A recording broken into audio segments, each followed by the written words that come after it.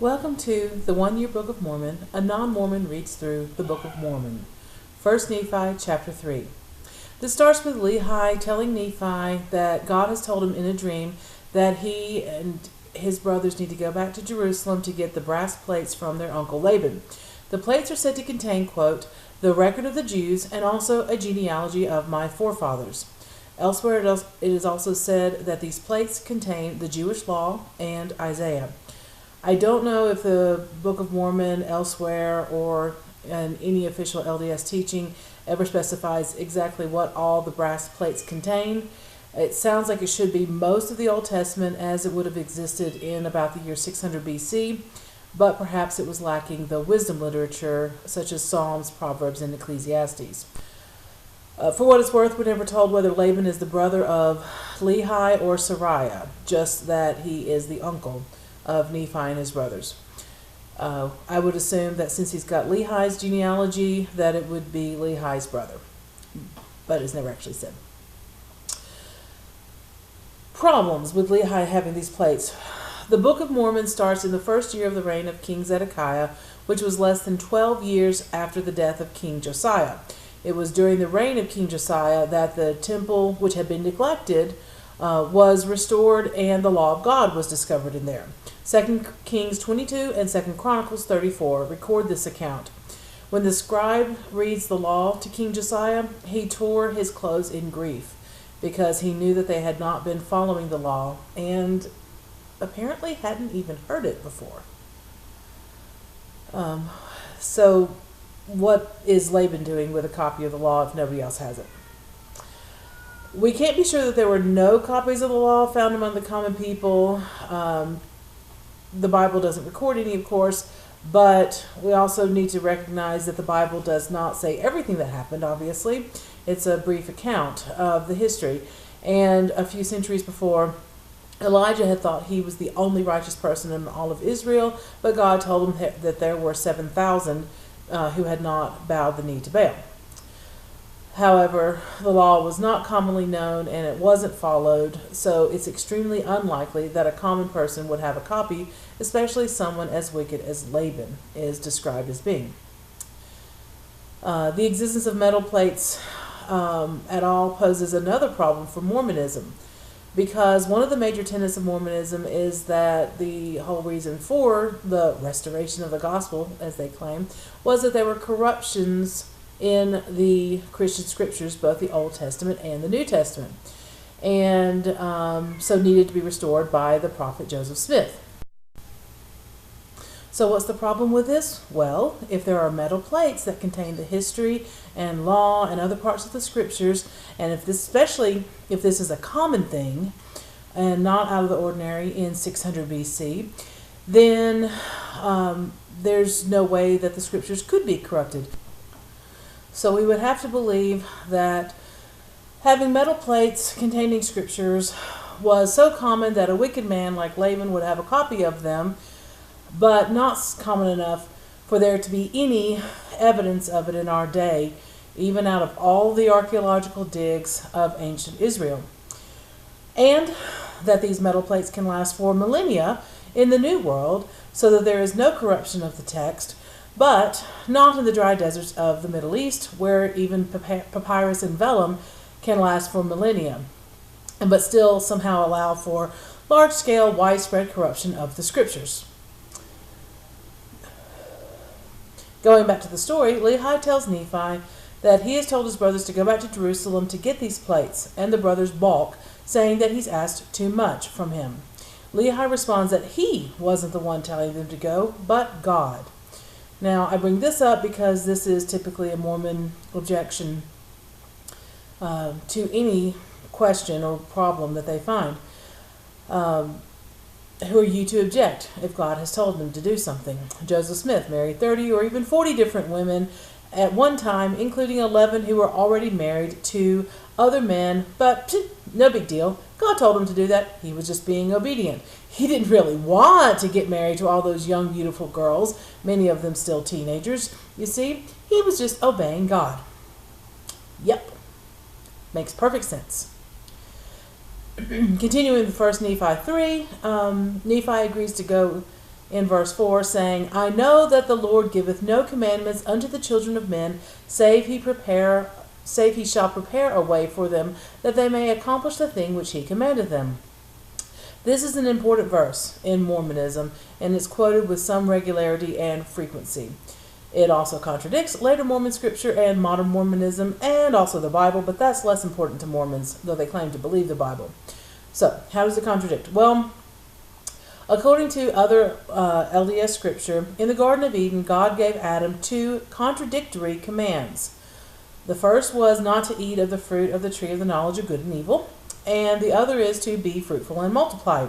You see, in Mormonism, they think that Adam and Eve couldn't procreate and reproduce offspring because they were like children. It would be like expecting 3-year-olds to have sex.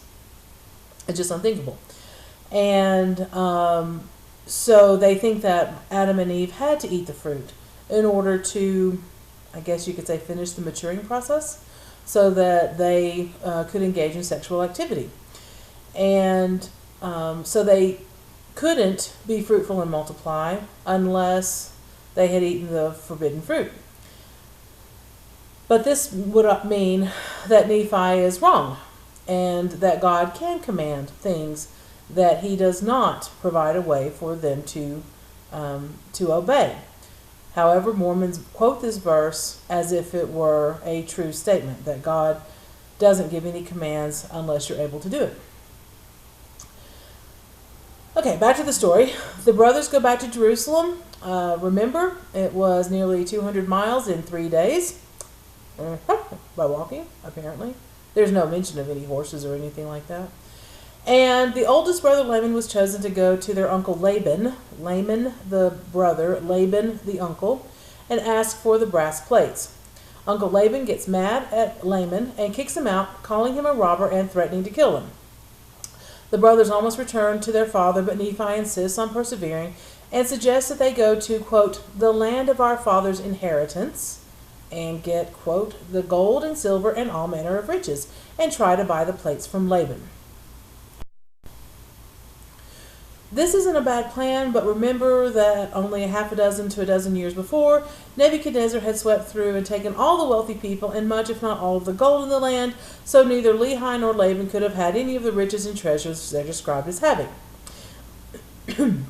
Further, Lehi is a descendant of Ephraim living in Jerusalem, which means he had no ancestral lands to inherit because the land of Ephraim was in the northern kingdom of Israel, not in the southern kingdom of Judah, much less the capital city of Jerusalem.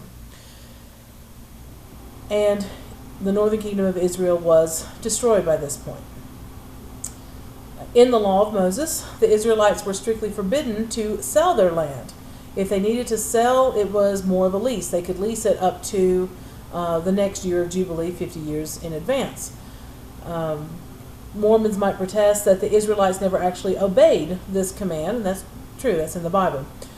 But if Lehi is a good and righteous man, a prophet of God as he's portrayed to be, then surely he wouldn't have flouted God's law like that by having ancestral lands, by buying land from other people that he could pass on to his sons that would go past the 50th year of Jubilee. Another problem with the story is that Lehi is said to have left his treasure behind. We aren't specified a time. It could have been days or weeks or months. It would have to be at least weeks because it was a 3-day journey to the wilderness. It sounds like it would have been at least several weeks, if not even a few months. So we're to believe that in an impoverished land that was decimated and all the gold and silver and precious things had been removed by Nebuchadnezzar, that nobody touched Lehi's treasure. He just walked away from his gold and silver and nobody discovered it during all that time. It's not ever said to be hidden. Anyway, Nephi talks his brothers into going to get the treasure and trying again. In verse 19 and 20 it says, And behold, it is wisdom in God that we should obtain these records, that we may preserve unto our children the language of our fathers. And also that we may preserve unto them the words which have been spoken by the mouth of all the holy prophets, which have been delivered unto them by the Spirit and power of God, since the world began, even down unto this present time. So, yes, this does sound like it would have contained the entirety of the Old Testament scriptures as it existed in 600 BC.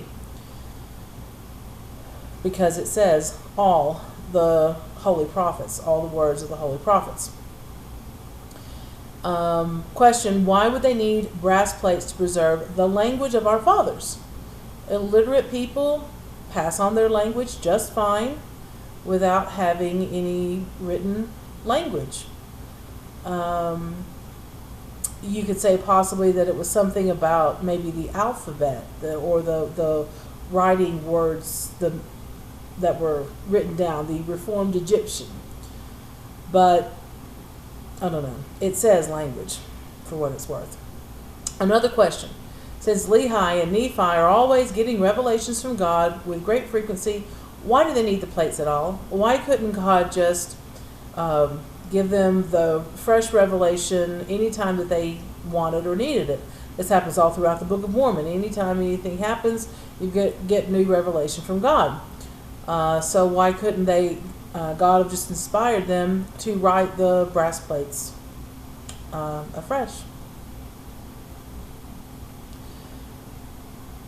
So continuing with the story, Nephi and his brothers try to buy the brass plates from their uncle, but he sends his servants to kill them, forcing them to abandon their treasure. So he gets the treasure and keeps the plates.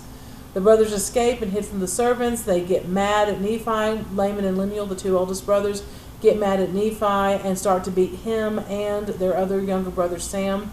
Sam is older than Nephi, but younger than Laman and Lemuel. They beat them with a rod, so an angel intervenes and tells them that they're wrong and chastises them for beating Nephi, which I always found humorous because they're beating both the younger brothers, but the angel only says they shouldn't have beaten Nephi. So I guess Sam had it coming.